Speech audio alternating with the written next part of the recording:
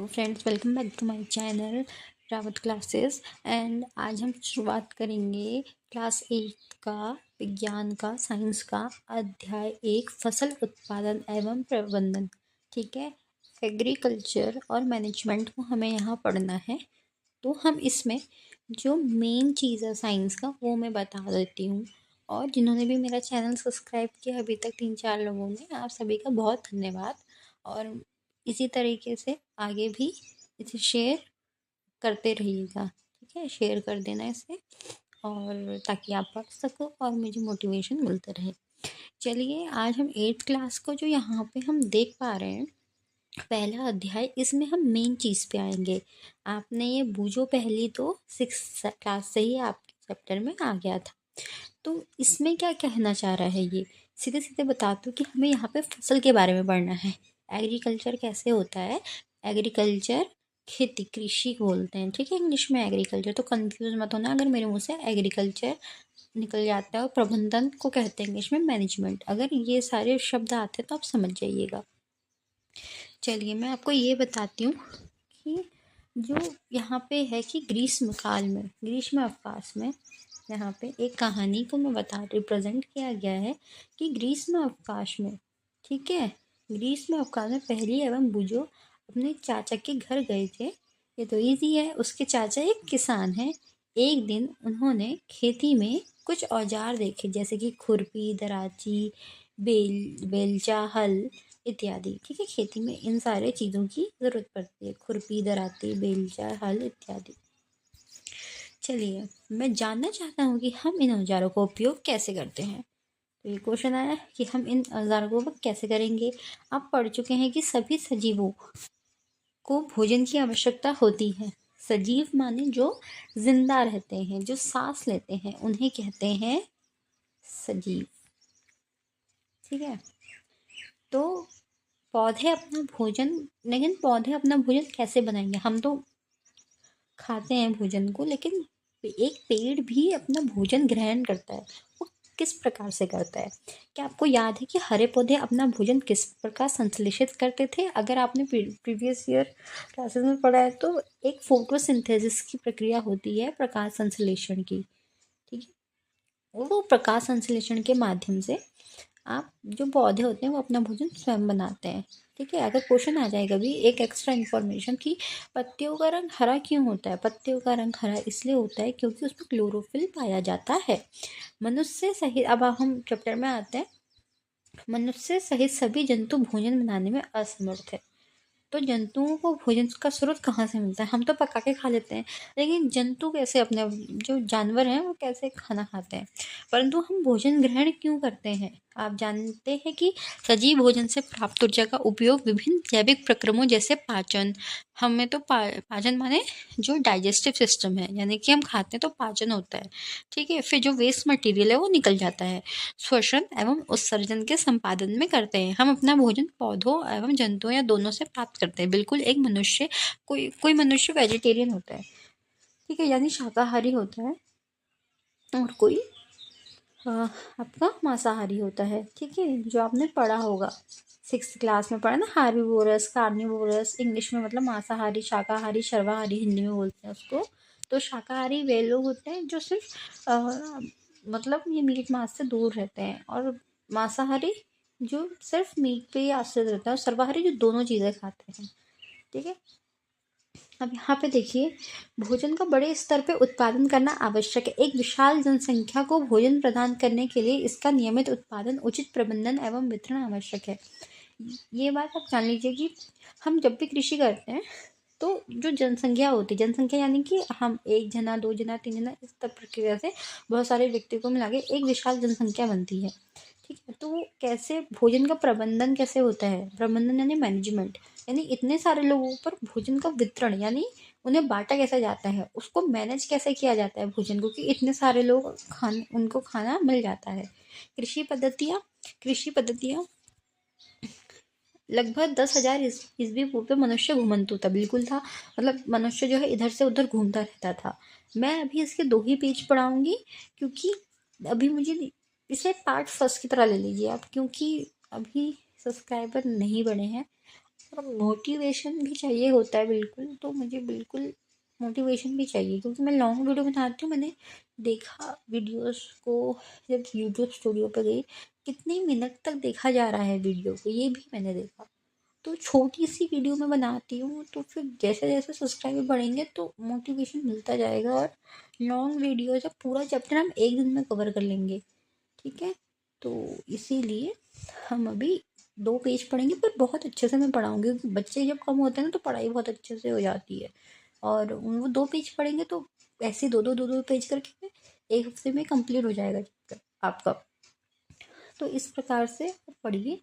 और जैसे ही सब्सक्राइबर ज़्यादा होंगे तो उस दिन मैं होते जाएंगे जब, तो मैं लाइव पढ़ाने लग जाऊंगी। फिर अगर ऐसा हो जाता है तो अच्छी बात है, तो हम कंटिन्यूटी बनाए रखेंगे, निरंतरता बनाए रखेंगे चैप्टर्स को। लेकिन जिन्होंने भी मेरा चैनल सब्सक्राइब किया, एक कमेंट में बताना कि आप कौन सी क्लास से हो और मुझे कौन सा सब्जेक्ट पढ़ाना है, ताकि मैं आपके अनुसार पढ़ा सकूँ। ठीक है, मुझे पता नहीं है अभी। वे कच्चे फल और सब्जियां खाते थे, ठीक है। वे एक स्थान से दूसरे, जो मनुष्य घुमंतु होते हैं ना, वो एक स्थान से दूसरे स्थान पे चले जाते हैं, ठीक है। क्योंकि उन्हें खाने की तलाश करना होता है, रहने का देखना होता है कि हम कहाँ रहेंगे। और ये समूह में भी होता है, समूह यानी ग्रुप में भी होते हैं ये, ठीक है। 3-4 जने एक ग्रुप, 3-4 जने एक ग्रुप, ये एक साथ भी चले जाते थे।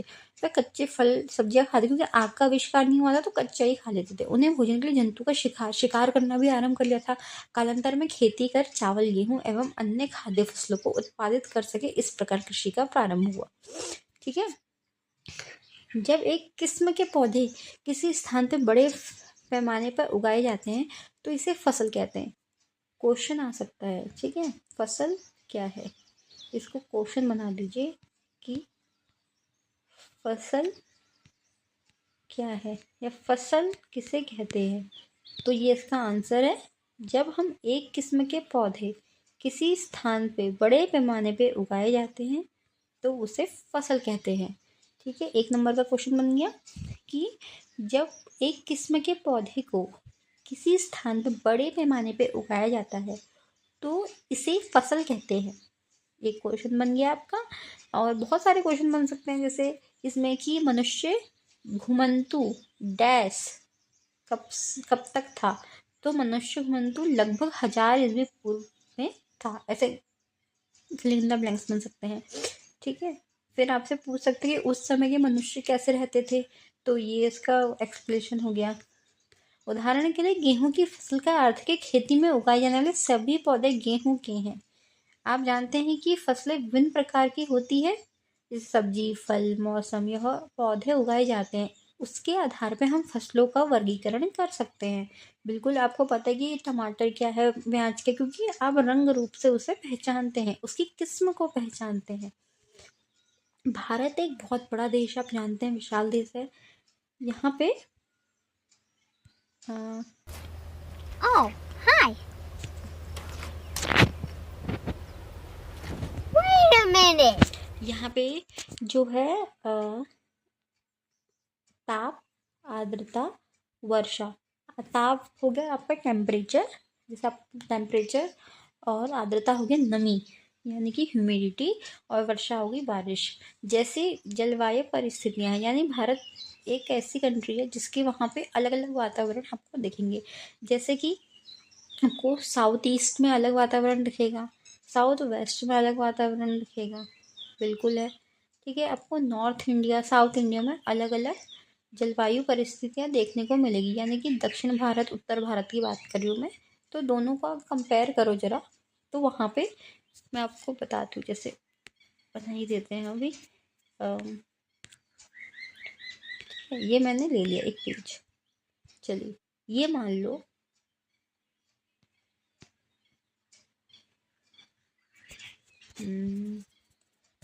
थोड़ा सा अच्छा सा बना देते हैं जैसे आपको समझ आ जाए।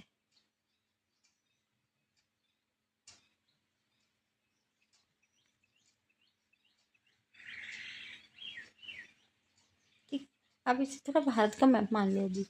तो मैं बात कर रही हूँ यहाँ पे, ठीक है। ये हो गया आपका उत्तर भारत, ये हो गया आपका दक्षिण भारत, ठीक है। तो अब यहाँ पे देखो, यहाँ पे जो मौसम की स्थितियाँ हैं, ठीक है, यहाँ पे हमने क्या पढ़ा, ताप पढ़ा, आर्द्रता पढ़ा और वर्षा पढ़ा। ठीक है, ज़रूरी नहीं कि अगर यहाँ बारिश हो रही हो इस पोर्शन में तो यहाँ भी बारिश हो रही हो, ऐसा तो नहीं है ना। मान लो कि क्या बोलते हैं, गुजरात में बारिश पड़ रही है, मान लो गुजरात में, ठीक है, तो ज़रूरी थोड़ी ना है कि राजस्थान में भी बारिश पड़ जाए, क्योंकि वहाँ की ताप अलग होती है, आर्द्रता अलग होती है। वर्षा भी की बात कर रहे हैं हम, तो वर्षा यहाँ पे आती है, तो एक मतलब लोकेशन देखो ना, कि एक लोकेशन पे ज़रूरी नहीं कि जैसा वहाँ है वैसे दूसरी लोकेशन में भी हो। ठीक है, जरूरी नहीं जो जम्मू कश्मीर का वातावरण है वही असम या ईस्ट साइड में भी, ईस्टर्न स्टेट में हो, है ना, यानी कि पूर्वी राज्यों में। तो समझ रहे हो कि मैं क्या कहना चाह रही हूँ, आई होप आप समझ पाए होगे। चलिए, अब देखो, ये जो विविधता है, यानी कि जो ये डिफरेंस है, इसके बावजूद भी मोटे तौर पर फसलों को दो वर्गों में बांटा गया है, एक खरीफ फसल और एक रबी फसल। हम यहीं तक पढ़ेंगे। ठीक है, देखो, खरीफ फसल क्या होती है और रबी की फसल क्या होती है। ठीक है, खरीफ फसल जो होती है जिन्हें वर्षा ऋतु में बोया जाता है, एक पॉइंट, जबकि रबी की फसल शीत ऋतु में बोई जाती है, अक्टूबर से मार्च तक। ये खरीफ फसल कहलाती है और ये रबी फसल कहलाती है। ठीक है, यानी आप क्या सीखे कि जो खरीफ फसल है वो वर्षा ऋतु में बोई जाती है, जबकि जो रबी की फसल है वो शीत ऋतु में बोई जाती है। ठीक है, खरीफ फसल में वर्षा ऋतु, रबी फसल में शीत ऋतु। ठीक है, अक्टूबर से मार्च के महीने में। और अगर ये तो अक्टूबर से मार्च उगाई जाती है, लेकिन ये खरीफ फसल जून से सितंबर के बीच है, सितंबर के बाद अक्टूबर लग जाता है ना, तो अक्टूबर से ऐसे आप मैनेज कर सकते हो। ठीक है, इसके उदाहरण देखो खरीफ के, धान, मक्का, सोयाबीन, मूंगफली, कपास इत्यादि खरीफ फसल याद होने चाहिए। ये गेहूं, चना, मटर, सरसों, अलसी, ये रबी की फसल के उदाहरण है। इसके अलावा कई स्थानों पर दालें और सब्जियां भी उगाई जाती हैं। ठीक है, बना देते हैं फिर यहाँ खरीफ लिख दो, यहाँ रबी लिख देती हूँ। ठीक है, अब देखो, ये होता है वर्षा ऋतु में खरीफ की फसल, और ये होती है शीत ऋतु में। ठीक है, ये इसमें पहला अंतर हो गया। दूसरा अंतर अभी आपने पढ़ा इसमें महीने का अंतर, यानी कि जून से सितंबर के महीने का अंतर। ठीक है, एक तो ये अंतर हो गया जून से सितंबर और अक्टूबर से मार्च। ठीक है, और इसके जो उदाहरण है इसमें लिख लो, खरीफ में धान, मक्का, सोयाबीन, मूंगफली, कपास, और इसमें मटर, गेहूँ, चना, मटर, सरसों। क्वेश्चन आ सकता है कि इनमें से कौन सी खरीफ फसल नहीं है, या आ सकता है इनमें से कौन सी रबी फसल है, या फिर आपसे पूछ सकते हैं कि खरीफ और रबी फसल किसे कहते हैं, दोनों में अंतर स्पष्ट कीजिए। ऐसे करके क्वेश्चन बन सकते हैं, तो आपको ये ध्यान रखना चाहिए। ठीक है, तो खरीफ फसल कब होती है, याद कर लो, अभी के हाथों हाथ याद कर लो इसे। खरीफ फसल वर्षा ऋतु में होती है, जबकि रबी की फसल शीत ऋतु में होती है। ठीक है, जो खरीफ की फसल है वो जून से सितंबर के बीच में होती है, और जो रबी की फसल है वो अक्टूबर से लेकर मार्च के बीच में होती है। खरीफ की फसल के उदाहरण क्या हैं, गेहूँ, सॉरी, धान, खरीफ के धान, मक्का, सोयाबीन, मूंगफली, कपास।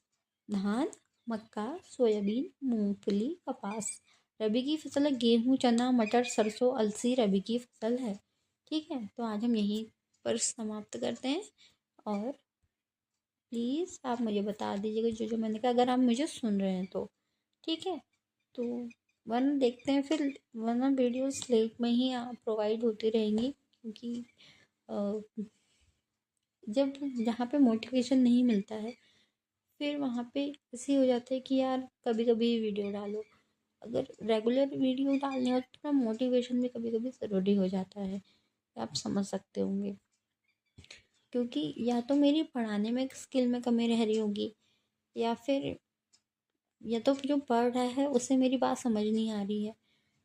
दोनों में से कुछ भी हो सकता है, ऐसा नहीं है, ज़रूरी नहीं कि मेरी बातें समझ आ रही हों। ज़रूरी है कि दूसरे को मेरी बात कितनी समझ आ रही हो। तो फिर इसीलिए अगर स्किल में थोड़ी कमी है तो स्किल सुधारूँगी, लेकिन अगर नहीं है तो फिर आप मुझे बता दीजिएगा, ठीक है? तो okay, thank you so much.